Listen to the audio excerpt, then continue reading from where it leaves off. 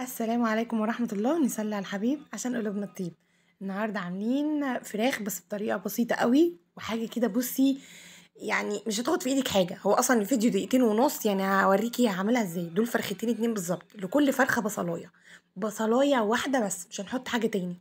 دول عشان فرختين فهحط بصلتين.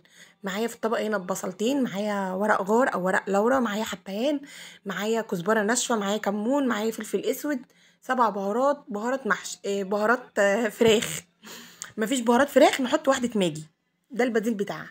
معايا صويا صوص، ده ملهوش لازمة. عايزة لو عندك وعايزة تضيفيه هتضيفي منه معلقة، مش عندك ومش عايزة تضيفي يعني هو ملهوش لازمة، ما تحطوش اصلا. والملح بتاعنا هنحاول نظبطه.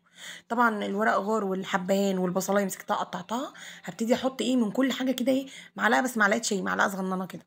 حلو الكلام. وبعد كده امسك بقى التتبيله دي كلها بعزم ما فيكي كده، وادعكيها دعكه حلوه. طبعا انا كنت حاطينها الملح، اذا حاولي تظبطي الملح. وهنا زي ما قلت لك الصويا صوص عندي هحطه، مش عندي ما عادي. مش اساسي حاجه كده، يعني مش عاقبه، مش هيوقف الاكل، او لو مش موجود يا لهوي مش هعرف اعمل الفراخ ديت. لا، هو الموضوع كله في البصله. بجد بجد، الفراخ بالبصل تحفه. وزي ما قلت لك هي الفرخه عليها بصلايه بصلايه كبيره كده حلوه. امسكي دعكيهم دعكه حلوه كده. وامسكي بقى الفراخ انت شققيها بالسكينه. انا بوريكي ان انا، بصي، همسك الفراخ كده، همسكها افتحها كده بالسكينه عشان ادخل التتبيله دي جوه. على فكره التتبيله دي ما قعدتش، يعني ما تبلتهاش وقعدت الفراخ فيها ساعتين 3 خالص. انا يا دوبك كنت تبلتها وكان النور هنا كان قطع. مسكت طبعا كل حته فرخه كده، بقيت امسكها كده، ادخل الخلطه دي كلها. وهي اهم حاجه عندي البصله، البصله بس. هنا كنت تبلتها كلها وهندخلها الفرن، هحطها على النار من فوق، هسوي سوا كامل من فوق. ناري هاديه، مش عاليه، ناري هاديه. وما بحطش ميه ولا بحط زيت خالص. انتي لو حسيتي ان الفراخ بتاعتك هنا كانت استوت، نزلت ميتها واستوت سوا تماما، ما حطيتلهاش بق ميه.